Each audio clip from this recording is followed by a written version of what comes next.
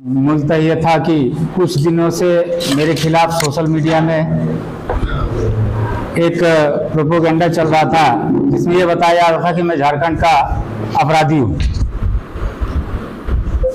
मेरे खिलाफ मुकदमा है और मैं पूरी तरह से उस चोरी में लिप्त हूँ, ऐसा बताया जा रहा था। उस विषय में मैं बात रखने के लिए आप लोग को आमंत्रित किया था।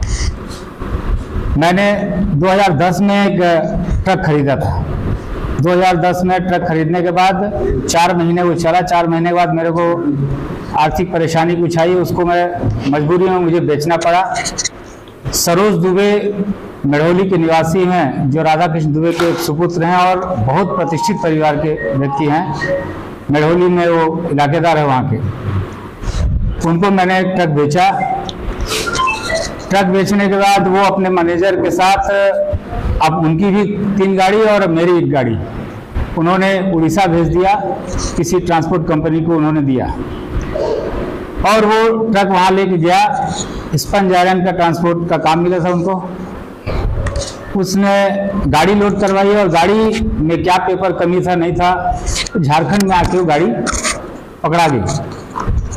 गाड़ी पकड़ जाने के कारण, चूंकि वो गाड़ी ट्रांसफर नहीं थी, 4 महीने की नई गाड़ी थी, हमारी स्टैंप में लिखा पड़ी हुई थी सरोज दुबे जी से। इसके कारण उसका मैं ऑनर तो मैं ही था, मेरे नाम से गाड़ी थी, ट्रांसफर नहीं हो पाई थी। और पकड़ाने के बाद वो गाड़ी वहाँ पे 4 साल खड़ी रही। 4 साल के बाद वो सरोज दुबे ने उसको छुड़वाया। गाड़ी कहाँ गई पता नहीं चली। श्रीराम फाइनेंस का जो लोन था वो मेरे ऊपर था, लगभग 52 लाख रुपए बन गया था। ऐसी परिस्थिति में मैं और श्रीराम फाइनेंस के लोगों से बात करके सेटलमेंट पे बात आई। 18 लाख रुपए में मैंने अपने मेरे घर के पास बगल में ज़मीन थी, मैंने उस ज़मीन को बेचा और 18 लाख रुपए श्रीराम फाइनेंस का लोन क्लियर किया। सरोज दुबे उस स्थिति में नहीं रहे उस समय तक कि वो लोन को अदा कर पाते। वो लोन की भी मार मेरे को पड़ी, गाड़ी भी मेरे हाथ नहीं लगी और मैं अपराधी भी साबित हुआ। वो गाड़ी जब छुड़वाई गई तो चूंकि गाड़ी मेरे नाम से थी तो स्वाभाविक रूप से प्रवीण तिवारी के नाम से वहाँ पे मुकदमा कायम हुआ। और सच्चाई ये है कि आज तक मेरे पास झारखंड से किसी प्रकार की ना नोटिस आई, ना सम्मन आया, ना कोई वारंट आया था। आप लोग लगभग सभी लोग मोरबा थाने के जितने टीआई आए होंगे सबसे परिचित होंगे। आप इंडिविजुअल भी अलग से भी उनसे पता कर सकते हैं कि कभी प्रवीण तिवारी के नाम से कोई नोटिस या सम्मन कभी आया कि नहीं आया।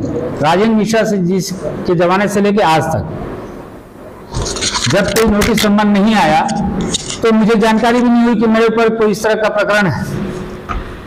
फिर जब ये सोशल मीडिया में चला तो मैं इसके बारे में पता करना प्रारंभ किया तो ये पता चला कि इसको मतलब ये समाप्ति के कगार में था, लगभग समाप्त था और इसको रीओपन कराया गया है।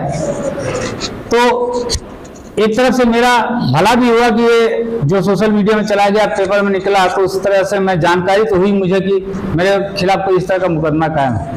और मैं वहाँ जाके अपना साक्ष्य प्रस्तुत किया कोर्ट में, उन्होंने स्वीकार किया उसको, मुझे वहाँ से मतलब राहत मिली। ये पूरा प्रकरण था मेरे गाड़ी यूपी 64S1356 गाड़ी का, जो जिसके कारण मुझे अपराधी यहाँ बनाया जा रहा था। ये सच्चाई ये इतनी है। इस बीच में ये हुआ क्यों, मैं चुनाव लड़ रहा था तब भी ये छापा गया था। इसके पहले मैं मंडल अध्यक्ष की दावेदारी किया था तब ये निकाला गया था सोशल मीडिया में। तो विशेष समय पे इसको जैसे बचा के रखा गया और विशेष समय पे इसको छापा जाता रहा, निकाला जाता रहा। और अभी मैंने एक पत्र लिखा था अपने जितने भी राष्ट्रीय स्तर के हमारे महत्वपूर्ण लोग हैं उनको हमने एक पत्र लिखा था, जो कोयले में मिलावट चल रही थी, अब तो बंद है, और बड़े पैमाने पे जो कोयले में मिलावट चल रही थी उसके लिए मैं संबंधित विभाग को भी लिखा और अपने नेताओं को भी, बड़े स्तर के नेता हैं उनको भी लिखा, जिसके कारण उन पर कार्रवाई भी हुई और कुछ लोगों को नोटिस भी गई थी, आपको जानकारी होगी। वो बौखलाहट जो है मेरे इस पूरे प्रकरण में नजर आती है। मैं अपनी सफाई में ये कहूँगा कि मैं आज तक किसी भी इस तरह के अवैध कार्यक्रम में कार्य में सम्मिलित नहीं रहा हूँ। और हाँ, ये जरूर है कि मेरे ऊपर प्रवीण तिवारी के ऊपर वहाँ मुकदमा कायम है, ये सत्य है, इसमें कोई दो राय नहीं। लेकिन उसमें मेरी कोई इन्वॉल्वमेंट नहीं थी, क्योंकि मैं सरोज दुबे जी को गाड़ी बेच चुका था। कानूनी तौर पे जब तक ट्रांसफर नहीं हो जाती गाड़ी, तब तक जो ऑनर होता है वो स्टैंप को वो वैल्यू नहीं, कानून में स्टैंप की कोई वैल्यू नहीं है। लेकिन 2010 में जब मैं बेचा था तो उस जानकारी के अभाव में और मेरे सामने ऐसी कुछ परेशानियां थी जिसके कारण मैंने गाड़ी बेची थी। ये सारी बातें हैं। रही बात मेरे ऊपर जिस तरह के षड्यंत्र किए जा रहे हैं, भस्सी की मिलावट के संबंध में, कोयले में जो भस्सी बड़े पैमाने पर मिलाई जा रही थी, जिसके कारण मेरे पत्र के कारण जो बंद हुई, वो आगे भी अगर इस तरह के कार्यक्रम ये लोग प्रारंभ करना चाहेंगे तो मैं फिर उसका विरोध करूंगा। इस बार हमारे साथ आम कार्यकर्ता और आम लोग भी स्पॉट पे जाके उस काम को रोकने का प्रयास करेंगे। ये एक तरह से देशद्रोह का काम चल रहा था। जिस पावर प्लांट में ये कोयला जाता रहा होगा, उस पावर प्लांट की क्या स्थिति बनती रही होगी, मिट्टी और स्टोन डस्ट का बर्निंग पावर क्या होगा। ये पूरी तरह से देशद्रोह का काम चल रहा है, जिसके खिलाफ आवाज उठाना मैंने अपना कर्तव्य समझा भारतीय जनता पार्टी कार्यकर्ता होने के नाते, और मैंने वो किया। उसके कारण मेरे को चाहे जो परिणाम झेलना पड़े, मैं उस सारे परिणाम को झेलने के लिए अब पूरी तरह से तैयार हूँ।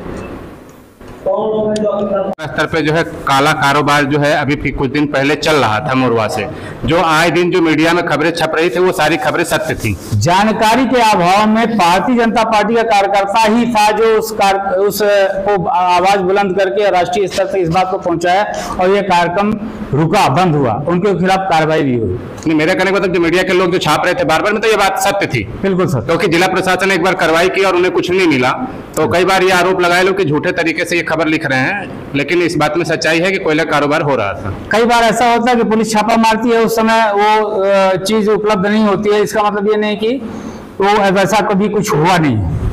तो मीडिया के पास भी कुछ पुख्ता जानकारी रही होगी तब मीडिया छापी होगी कुछ। तो इसमें कोई राय नहीं कि आप लोग ने जो छापा था उसमें कोई मतलब गलत बात थी। ये सामान्य प्रक्रिया है। भारतीय जनता पार्टी बहुत बड़ा दल है। जब मैं बनाया गया होगा तब भी किसी न किसी को मुक्त होना पड़ा होगा, और इस नाते ये पद में रहना और जाना 3 साल के लिए ये पद होता है। जो कल थे आज नहीं है, जो आज हैं कल नहीं होंगे। आने जाने का क्रम यूं ही चलता रहेगा और हम हैं, हम ही रहेंगे, यह भ्रम भी पलता रहेगा।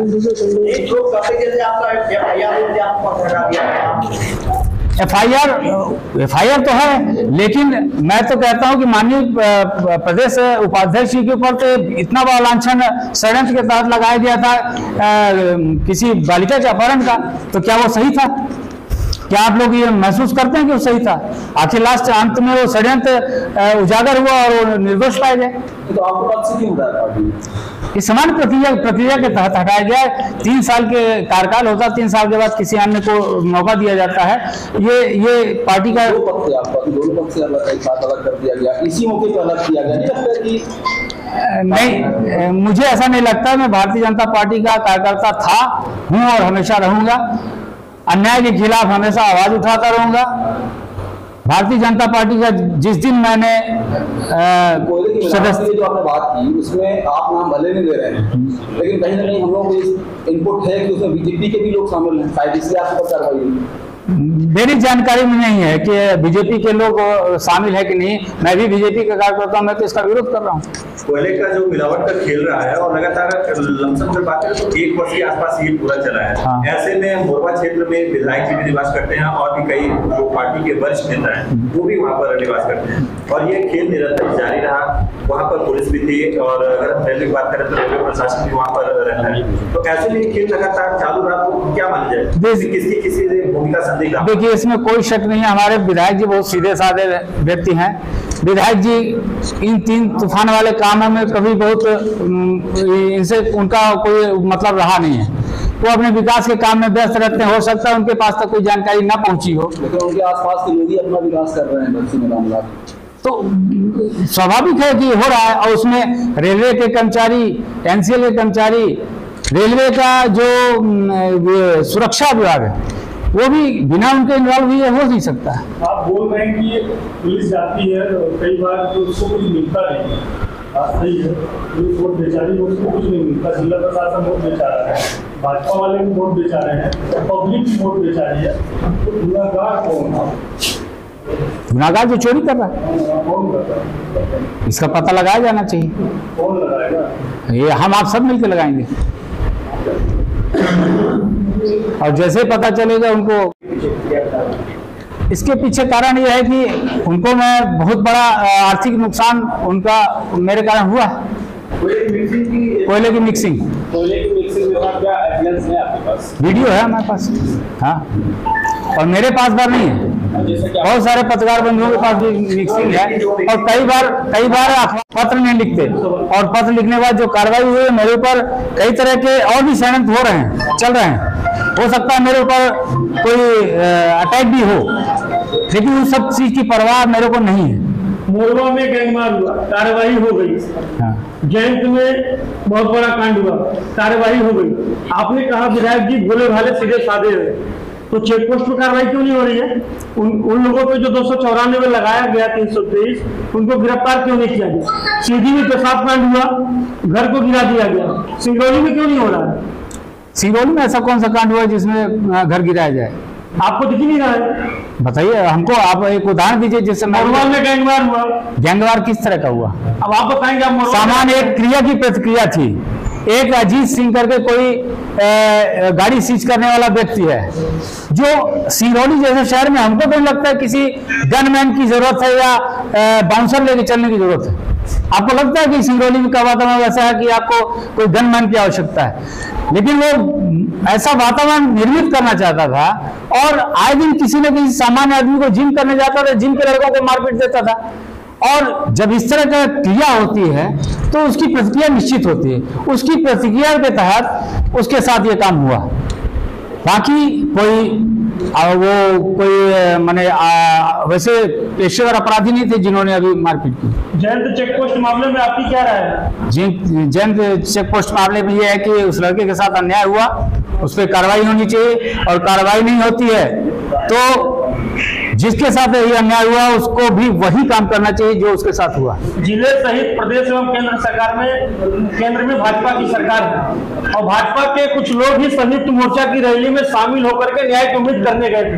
किससे न्याय मांगने गए थे? पुलिस से या फिर चेक पोस्ट कर्मियों से? स्वाभाविक तौर से प्रशासन से। प्रशासन के किसके अनुसार चल रही है? कौन सी सरकार चला रही है उसे? भाजपा की। तो फिर भाजपा के सीएम मुर्दाबाद के नारे लगाते ही भाजपा के कुछ लोग संयुक्त मोर्चा छोड़ के, संयुक्त मोर्चा में कुछ लोग ऐसे पहुंच गए थे जो अन्य विचारधारा के लोग थे। उस माने भीड़ का उन्होंने, उस मंच का उन्होंने फायदा उठा के ये नारा लगाया। संयुक्त मोर्चा में ये तय हुआ था, 21 लोग की कमेटी बनी थी जिसमें यह कहा गया था सिर्फ और सिर्फ इस मुद्दे पे बात होगी, अन्य कोई मुद्दा वहां पे नहीं आएगा। लेकिन बीजेपी